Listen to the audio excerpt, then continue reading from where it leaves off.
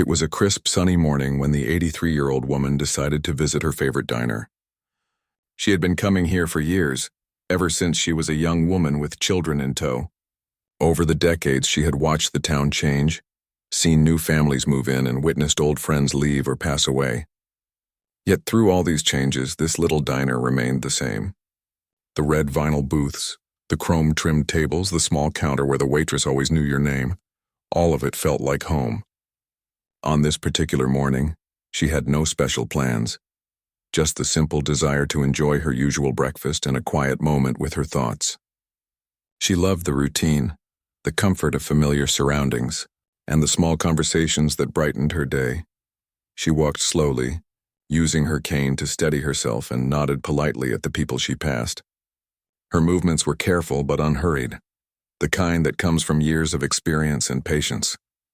She carried herself with quiet dignity, aware that even at her age she still drew the occasional glance from passers-by. Today she didn't mind.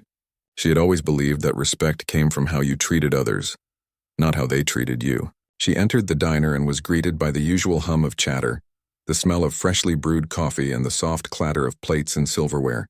It was comforting, like stepping into a warm, familiar world that had nothing to do with the troubles outside. She made her way to a small booth near the window. From here she could watch people walking past on the sidewalk, catch snippets of conversation, and enjoy the sunlight streaming in. She took a deep breath and felt the calm wash over her. She placed her handbag gently beside her and prepared to order her favorite breakfast. This was a routine she loved: eggs over easy, a slice of toast, and a steaming cup of black coffee. It was simple, nothing fancy, but it was enough to start the day right. She smiled to herself, remembering how her children used to laugh at her love for black coffee. They said she had the heart of a much younger person, stubborn and strong. She called the waitress over with a polite wave. "Good morning," she said, her voice soft but firm. "I'll have my usual, please." The waitress nodded, smiling. She had served her many times and usually greeted her warmly. But today something felt different. The waitress's smile was tense, forced, as if she was nervous about something she couldn't quite explain. The woman didn't notice at first. She thought perhaps the diner was simply busier than usual, or maybe the staff were having a rough morning.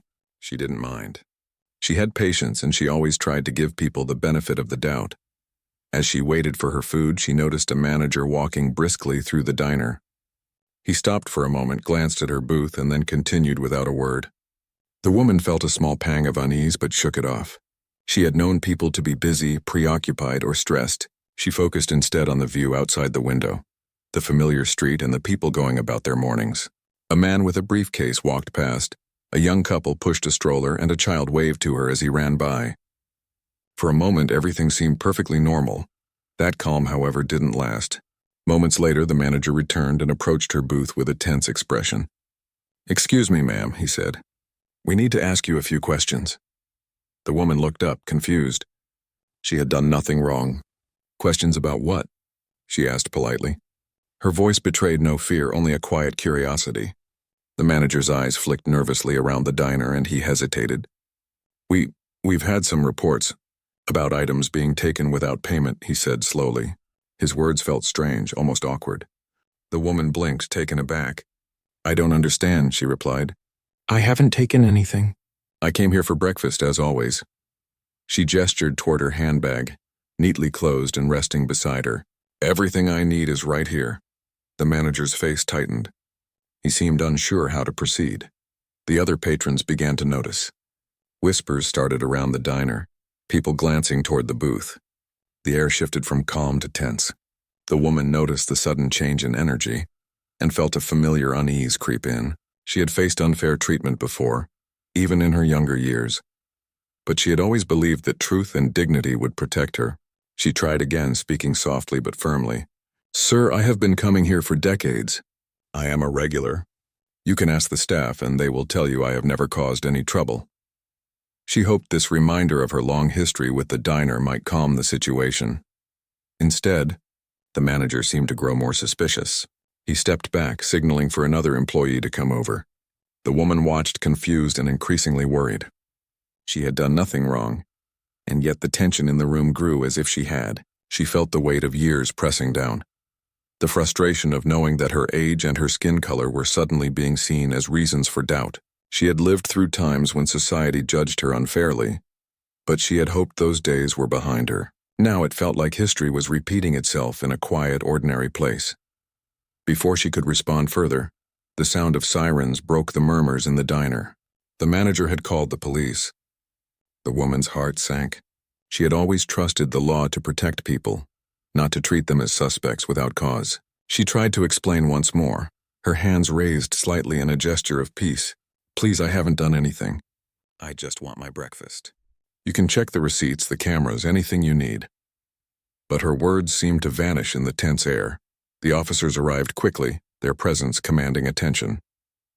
They asked her to stand and she complied, trusting that honesty would guide the situation. They handcuffed her, a sudden shock that made her knees weak. She felt the sting not only of the cuffs but of the humiliation, the confusion, and the disbelief. At 83 years old, she had never imagined that she would be treated like a criminal in a place she had trusted for so long. She tried to speak, to offer her identification and explain her side of the story, but the officers seemed uninterested in listening. The patrons in the diner looked on in silence, some whispering, some shaking their heads, and a few offering small gestures of support. As she was led out of the diner, her mind raced. She couldn't understand why this was happening, why a simple breakfast visit had turned into a public spectacle of suspicion and judgment. She felt the weight of her years, the fragility of her body, and the sting of a society that could still, even now, see her as someone to doubt simply because of her race. She thought about her family, her children and grandchildren, and a deep worry filled her chest. How could this happen? How could something so simple turn so wrong so quickly? She had taught her children about fairness, respect, and justice. She had hoped those lessons would be enough to protect her and her own community. The police car ride was quiet, filled only with the soft hum of the engine and the occasional murmur from the officers. She looked out the window, trying to steady herself, to make sense of what had just happened. She reflected on a life full of challenges, of small victories and hard-won respect, and wondered why those experiences seemed to matter so little in this moment. Every glance from the officers, every assumption made without evidence, reminded her that age and dignity offered no shield against prejudice. She felt a mixture of fear, sadness, and determination. Fear for what could happen next, sadness for the unfairness of it all, and determination to maintain her sense of self in a situation that sought to strip it away. By the time they arrived at the station, she had begun to gather her thoughts.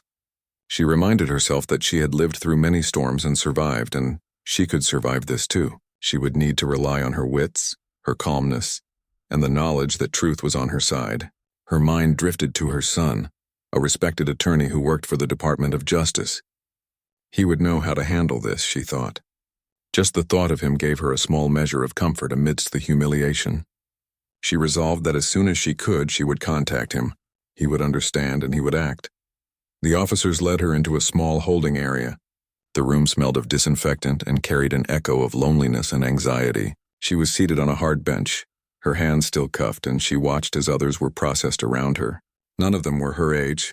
Most seemed far younger, facing their own struggles, but she could feel their curiosity and the subtle judgments they cast. She reminded herself to remain calm, to keep her dignity intact. She had faced injustice before, and she had learned that the quiet strength of patience and composure often spoke louder than words. Time passed slowly in the holding area. Every knock on the door, every footstep in the corridor made her heart race. She thought about her life, about the countless times she had given advice to friends and strangers alike about staying true to oneself, about standing up with grace. She realized that now those lessons were being tested in real time. She took a deep breath, steadying herself. She would not let fear or anger control her actions. She would face this with the courage that had carried her through 83 years of life. Finally, she managed to speak to a clerk and request a phone call. She asked for her son, knowing he would understand both the seriousness of the situation and how to handle it delicately.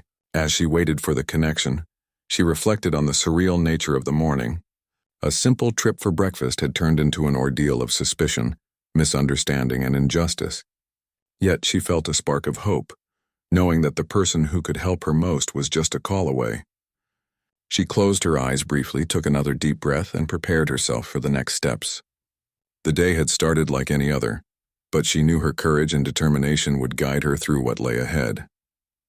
After the call was connected, her voice trembled slightly as she spoke to her son, but she tried to keep it steady. "I've been arrested," she said softly, her words barely above a whisper. "I don't understand why. I was just at the diner for breakfast." There was a pause on the other end, and she could almost hear the shock and anger in his breathing. "Mom, don't worry. I'm on my way," he said firmly. "Stay calm. I'll handle this." Those words, so simple yet so powerful, gave her a small comfort. Knowing her son was taking action made the humiliation feel a little less heavy, and her heart steadied just a bit. While waiting for him, she noticed the reactions of others in the holding area. There were people being processed for minor offenses, some clearly frustrated, others resigned. She realized how differently people were treated depending on who they were, how they looked, and where they came from. She felt a pang of sadness, understanding that her age and her race, which should have commanded respect, instead made her appear suspicious to others. The thought made her heart ache, but she refused to dwell on bitterness. She focused instead on staying composed, on maintaining her dignity even in a situation designed to strip it away. Back at the diner, news of her arrest had begun to spread quickly. Patrons who had witnessed the scene were talking among themselves, some shaking their heads in disbelief, others posting about it quietly on social media. The town was small and news traveled fast. People who knew her personally were horrified. She had always been a quiet presence in the community, someone who gave advice, shared stories, and volunteered when she could.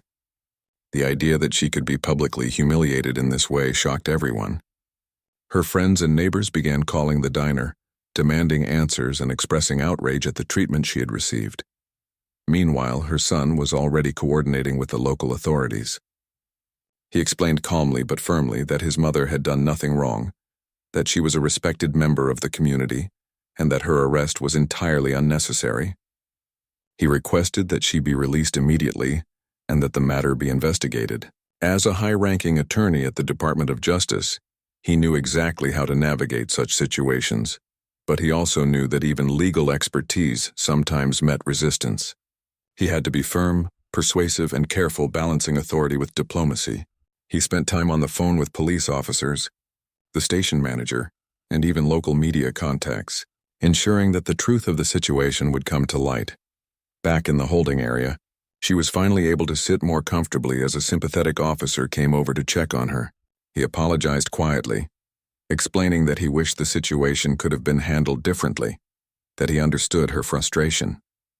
She nodded politely, appreciating the small gesture, but she remained aware that this did not undo the experience. Every minute she spent there reminded her of the injustice she had faced. She reflected on a lifetime of experiences, of small indignities and larger battles, and realized that age, wisdom, and dignity sometimes offered no shield against prejudice. Still, she refused to let fear or anger dominate her spirit. At the diner, the staff began to understand the weight of what had happened. Whispers turned into calls, and the manager, who had initially suspected her, began to feel the pressure of public scrutiny. Regular patrons spoke up, recounting their experiences with her over the years, vouching for her honesty and integrity. The small town started to rally around her, offering support, expressing outrage, and calling for accountability. Social media posts gained traction, some from longtime residents who remembered her kindness and patience, others from people outraged by the injustice of arresting an elderly woman simply for being present in a diner. As the hours passed, she finally saw the familiar face of her son outside the holding area. Relief washed over her. Even at 83, after decades of living independently and facing challenges, there was nothing more comforting than seeing someone you trust deeply come to protect you. She rose slowly, using her cane for support, and embraced him briefly. He whispered reassuring words, guiding her gently but firmly. Together they walked back through the station, her son explaining to the officers that she had a right to be treated fairly and with dignity. He made sure every word conveyed both authority and calm, refusing to allow anger to escalate the situation unnecessarily. Once released, she walked out of the station into the fresh air, taking in a deep breath. Freedom never felt so sweet. The sun was still shining. The streets were busy with morning activity, and yet everything felt different.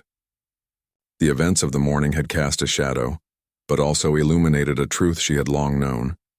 Even in the face of unfairness, dignity and calm could command respect.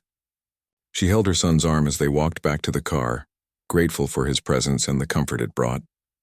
People passing by recognized her and offered small gestures of support. A nod, a smile, a whispered, "I'm sorry that happened." Each one reminded her that she was not alone, that the community still held people with integrity and empathy. At home, she sat quietly while her son made a series of calls to ensure accountability. The diner's management was contacted directly, and formal apologies were demanded. She could hear snippets of the conversations, but she focused on her tea, the warmth in her hands calming her nerves. She reflected on how the world had changed, and yet in some ways little had changed at all. She had lived through decades of progress. Yet moments like this reminded her that prejudice could still appear in the most ordinary places. She sighed softly, but there was no bitterness in her heart. She had faced challenges before and had emerged stronger each time. That afternoon, neighbors began to visit, offering words of support and concern. They brought small gifts, flowers, and kind gestures, expressing their disbelief and sadness over what had happened. Conversations buzzed about how age and race should never be reasons for suspicion, and how the town needed to do better. People recounted their own experiences and fears, realizing that this incident was not isolated. It sparked conversations that were uncomfortable but necessary. In those discussions, she found a sense of purpose, not in revenge but in awareness. Her experience could educate, illuminate, and remind people that dignity must be respected at all times, regardless of who someone is or how they look. As evening approached, she sat quietly in her living room, reflecting on the day's events. She thought about the fear she had felt, the confusion and the humiliation. Yet she also thought about the support, the justice that her son had worked tirelessly to ensure, and the lessons the community was learning.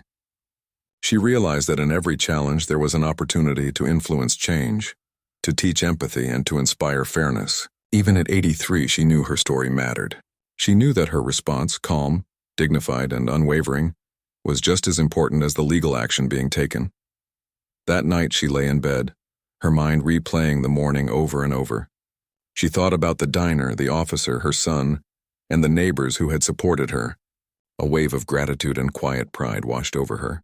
She had faced an injustice, experienced the sting of prejudice, and yet she had remained composed, respected herself, and relied on her knowledge and relationships to address the situation. She closed her eyes, understanding that the story was far from over, but feeling a renewed strength within herself. Tomorrow would bring conversations, accountability, and perhaps change. She had learned that even in moments of humiliation and fear, courage and dignity could shine brightly, inspiring others and asserting truth. The next morning, the community's reaction continued to grow. Social media posts, local news articles, and conversations in shops and on the streets centered around her story. People expressed outrage but also hoped that something positive could come from this event. Conversations about fairness, respect for the elderly, and the importance of standing against bias were now on everyone's lips. She received phone calls from friends, former co-workers, and even strangers who wanted to check on her well-being. Their concern reminded her that the simple acts of kindness and support could be just as powerful as legal intervention. Through it all, she remained humble. She did not seek fame or recognition. She sought only to live her life with dignity and to remind others of the importance of humanity, fairness, and understanding. Her son continued to work behind the scenes, ensuring that the proper legal processes were followed and that no one would be allowed to repeat such an injustice without accountability. Together, they created a balance of action and calm reflection, showing the power of knowledge, patience, and integrity. By the end of the day, she felt a sense of cautious relief. The initial shock and humiliation were behind her, replaced by a clear understanding of what needed to happen next. The diner would issue a formal apology, the police department would review its procedures, and the community had begun an important conversation about bias and respect. She knew that justice was not just about punishment or consequences. It was about creating awareness and ensuring that fairness was upheld in every corner of society. She felt proud of the way she had handled herself, and grateful for the support that surrounded her. As the sun set over the small town, she sat by her window, sipping tea and watching the world move outside. Life had not been easy, And it was far from perfect, but she understood that her voice, her actions, and her response could still make a difference. She had faced unfairness head-on, maintained her dignity, and relied on the tools, relationships, and wisdom she had cultivated over decades. In her heart, she knew that this experience, though painful, could serve as a lesson for others. Courage, integrity, and a calm resolve could inspire change even in the most ordinary places. And with that thought, she allowed herself a small, quiet smile, feeling a deep sense of peace despite everything she had endured that day. The next morning began quietly, but there was a sense of tension in the air that the 83-year-old woman could not ignore. She sat at her kitchen table, a warm cup of tea in her hands, thinking about what had happened at the diner. The memory still made her heart ache. The fear, the humiliation, the confusion of being treated like a criminal when she had done nothing wrong. But alongside that ache was a determination, a fire that she had felt many times in her life when faced with unfairness. She knew that what had happened was not just about her. It was a reminder of the injustices that could touch anyone at any time, and she resolved not to let it go unnoticed. Her son had arrived early, having spent the night making calls and gathering information. As a Department of Justice attorney, he understood the importance of timing, strategy, and precision. He sat across from her at the kitchen table, reviewing his notes and documents. He spoke calmly, carefully explaining the steps he would take to ensure accountability. "Mom, the most important thing is to stay calm, to focus on the facts," he said. "We know the truth, and we will make sure others see it too." She nodded, trusting him completely, but she felt a deep need to understand how something so ordinary could have escalated so quickly. She recounted the events in detail, explaining how the manager had approached her, how the officers had treated her, and how the other diners had reacted. She described the humiliation, the fear, and the disbelief. Her son listened intently, occasionally jotting down notes, always careful to let her speak without interruption. He understood that part of healing from such an experience was being heard, and he wanted to give her the space to express her emotions fully. As she spoke, she realized that sharing the story out loud made it feel more real, more tangible, and more powerful. It was not just a memory anymore. It was a story that demanded attention and action. After their discussion, her son made another round of calls. This time he contacted the diner management directly, demanding a formal apology and an acknowledgement of their error. He spoke clearly and firmly, explaining that the treatment of his mother had been discriminatory, unnecessary, and unacceptable. He requested that the diner take immediate steps to prevent such incidents in the future, including staff training and revised policies. While he spoke, she listened quietly, appreciating the precision and confidence in his voice. She felt a sense of relief knowing that someone she trusted completely was fighting for her, someone who understood not only the law but the human dignity at stake. Meanwhile, the town was beginning to react. News of the incident had spread, and people were talking about it everywhere, from the small grocery store to the local post office.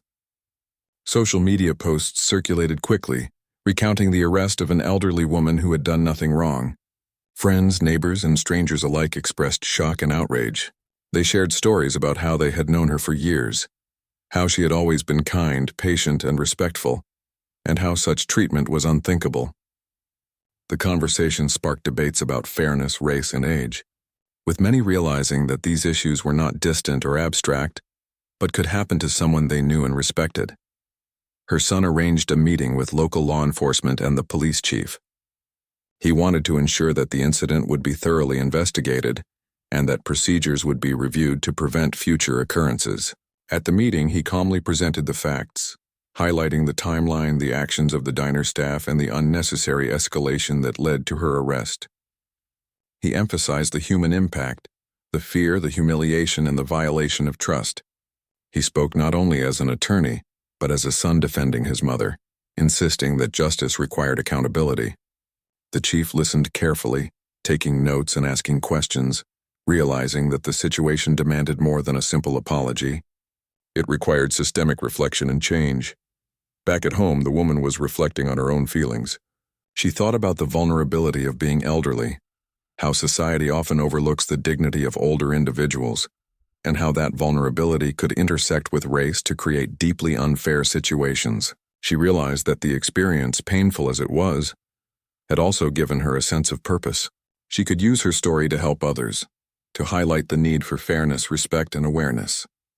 She thought about the younger generations, about her children and grandchildren, and how this incident could serve as a lesson in resilience, dignity, and the importance of standing up for oneself. Throughout the day, she began to receive phone calls and messages from people in the community. Some were old friends, offering words of comfort and support. Others were acquaintances or neighbors who had witnessed the incident and wanted to express their sympathy. A few even admitted that they had been surprised by the town's lack of awareness regarding issues of bias and discrimination. Each message reminded her that while the experience had been deeply humiliating, it also had the potential to foster change. She realized that her story could be a catalyst, opening conversations that were often avoided or ignored. Her son arranged for a meeting with a local journalist who had expressed interest in covering the story. He wanted to ensure that the coverage would be fair, accurate, and respectful. Together they discussed how to tell the story without sensationalism, focusing on the human aspects, the fear, the dignity, the courage, and the resilience. They wanted the public to understand not only the injustice that had occurred, but also the broader lessons about empathy, fairness, and community responsibility. The woman felt nervous about being in the spotlight but trusted her son's judgment. She knew that sharing her experience could help others and prevent similar situations from happening again. The diner, feeling the mounting pressure, issued a statement acknowledging the incident. They admitted that their staff had made errors in judgment and apologized for the distress caused. While the words did not erase what had happened, they represented a step toward accountability. Her son continued to push for more. Formal policy changes, staff retraining, and community awareness initiatives. He understood that genuine change required more than an apology. It required action, reflection, and commitment to fairness. In the evenings, she spent time with her son discussing broader issues. They talked about how ageism and racial bias intersected, how even small assumptions could escalate into life-altering events, and how communities could work to prevent such injustices. She shared her perspective as an elder who had lived through decades of change, while he contributed his legal knowledge and understanding of systems. Together, they explored ways to educate others, to highlight the importance of fairness, and to create a ripple effect that could improve not only their town but other communities as well. The woman also took time to reflect privately. She journaled her thoughts, describing the fear, the humiliation, and the eventual relief. She wrote about the support she had received and the lessons she had learned. Each word helped her process the experience, turning trauma into reflection and reflection into understanding. She realized that while she could not change the past, she could influence the present and future. Her story, she understood, had power, not only to correct an injustice but also to inspire empathy and action in others. Neighbors and friends began organizing small gatherings to discuss the incident and its broader implications. They talked about how communities could be more aware, how businesses could implement better training, and how older residents could be supported and protected. The woman attended a few of these gatherings, sharing her story with a calm, steady voice. She did not seek attention or recognition. She sought understanding and change. People listened, asked questions, and expressed their gratitude for her courage in speaking up. She felt a sense of fulfillment, knowing that her painful experience could spark meaningful conversations and lead to improvements in the community. Throughout this time, her son remained a constant source of support. He continued to work behind the scenes, ensuring legal compliance, advocating for policy changes, and preparing for any further complications. He balanced action with empathy, understanding both the human and systemic aspects of the situation. Together, they navigated the complexities of public attention, legal accountability, and personal healing. Each step they took was measured, deliberate, and aimed at ensuring justice while maintaining dignity. As the days passed, the woman began to feel a renewed sense of strength. She realized that despite the humiliation, the fear, and the public attention, she had handled herself with courage and composure. She had relied on her knowledge, her son's support, and her own inner strength to navigate a situation that could have overwhelmed her. She reflected on a lifetime of challenges, discrimination, loss, and hardship, and recognized that this experience, while painful, was another chapter in a story of resilience. The community, too, began to show signs of change. Local businesses started discussing staff training programs, emphasizing respect and fairness for all patrons. Schools began incorporating lessons on empathy and understanding into their programs. Conversations about racial bias and ageism became more common, not as abstract ideas but as tangible, lived experiences that could touch anyone. Her story had sparked reflection, dialogue, and action. She realized that while she had been the target of injustice, she had also become a source of inspiration and education. By the end of the week, she felt a sense of cautious optimism. The immediate threat of humiliation and fear had passed, replaced by reflection, conversation, and advocacy. She understood that the journey toward justice and awareness was ongoing, but she felt proud of the steps that had already been taken. Her son continued his work, and the community was beginning to engage with the lessons of her experience. She realized that even at 83, she had the ability to influence change, to educate others, and to stand as an example of dignity, courage, and resilience. As she prepared for bed one evening, she looked out the window at the quiet streets of her town. The memory of the diner, the officers, and the initial humiliation was still there, but it no longer felt overwhelming. Instead, it was tempered by the support, action, and awareness that had followed. She felt a deep sense of peace, knowing that she had faced injustice with calm, dignity, and courage. Her story was becoming more than a personal experience. It was becoming a lesson, a reminder, and a call to action for those around her. And with that thought, she closed her eyes, feeling ready for whatever the next chapter might bring. The days following the incident at the diner were filled with a mix of reflection, action, and unexpected attention. The 83-year-old woman had returned to her home, grateful to be free from the holding cell, but she could not shake the memory of that morning. She had walked through the diner with her head held high, but inside, the sting of being mistrusted and arrested without cause lingered. Each time she recalled the handcuffs, the looks from strangers, and the tense whispers of the diners, her chest tightened. Yet she also felt a growing determination, not anger, but a resolve to turn this humiliation into something meaningful. Her son continued to work tirelessly, making calls, arranging meetings, and ensuring that the proper authorities understood the gravity of what had happened. He contacted the police chief again, pressing for a full review of the incident, not just the individual officer's actions, but the procedures that allowed such an arrest to occur. He insisted on accountability, not revenge, and made it clear that the dignity of his mother and every other citizen mattered. The chief, initially hesitant, seemed to recognize the seriousness of the situation. He assured them that a review would take place and that any lapses in procedure would be addressed. This acknowledgement offered the woman a small sense of relief, but she knew that true change would require more than words. Meanwhile, the diner faced increasing pressure from the community. Locals who had known her for years expressed outrage, demanding explanations and action. Some regular patrons shared their memories of her kindness, her calm nature, and her generosity. Their stories were simple yet powerful, painting a picture of a woman who had lived with integrity for decades.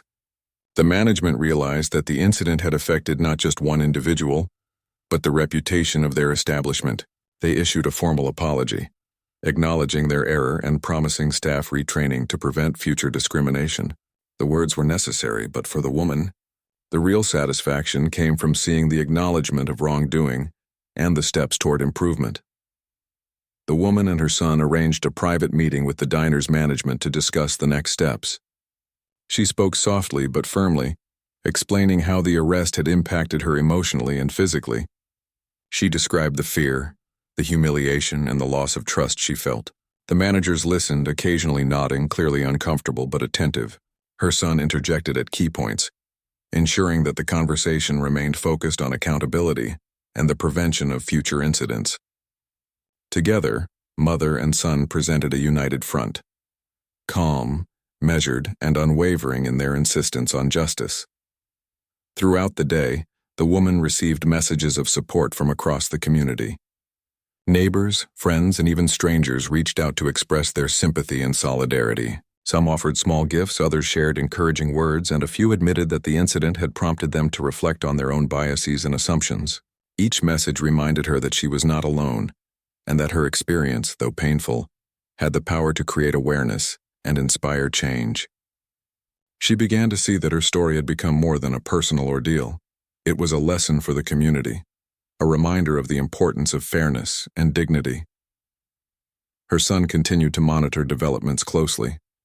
He arranged for follow-up meetings with the police department to ensure that the review was thorough and unbiased. He also prepared a formal statement outlining the steps being taken, emphasizing that the incident had highlighted broader issues that needed attention. His approach was meticulous, combining legal expertise with personal insight. He understood that the case was not just about one wrongful arrest, but about setting a precedent for how elderly citizens and people of color should be treated in everyday situations. As the week progressed, the woman began to participate in community discussions. Local groups invited her to share her experience, not to dwell on the pain, but to illustrate the importance of empathy, understanding, and vigilance. She spoke calmly, her voice steady, recounting the events in a way that highlighted both the injustice and the potential for positive change. People listened intently, some taking notes, others asking thoughtful questions.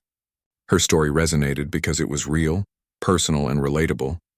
It was not a distant headline. It was a lived experience that could happen to anyone, and that made it all the more impactful. The diner, now aware of the scrutiny they were under, began implementing concrete changes. Staff received sensitivity training, management revised their customer service protocols, and clear guidelines were established to prevent future incidents. While these steps did not erase the trauma she had experienced, they demonstrated a willingness to acknowledge mistakes and make amends. The woman felt a quiet satisfaction in seeing tangible action, knowing that her ordeal had led to meaningful improvements. During this period, she also reflected privately on the role her son had played. His presence, guidance, and advocacy had been invaluable. She thought about how important it was to have someone who not only loved you, but also understood the systems and tools necessary to protect you. She realized that while legal knowledge and influence were powerful, the most important aspect was the unwavering care and dedication he had shown. It was a reminder that in moments of vulnerability, family and community support could make all the difference. The media attention, though limited, helped amplify her story. Local journalists covered the incident with care, focusing on the human aspects rather than sensationalizing the arrest. They highlighted the steps taken by the diner and the police department, emphasizing the lessons that could be learned. Readers responded with a mix of outrage, empathy, and calls for broader awareness. The woman watched the coverage quietly, grateful that the narrative remained focused on dignity, justice, and learning, rather than turning into a spectacle. Throughout these events, she made time for herself. She took walks, visited friends, and spent quiet moments reflecting on the meaning of the experience. She thought about the fear she had felt in the holding cell, the tension in the diner, and the relief of being supported by her son and community. She realized that even in moments of fear and humiliation, she had maintained her composure, and that resilience had not gone unnoticed. People had responded not just to the injustice, but to the strength and dignity with which she had faced it. Conversations with HOA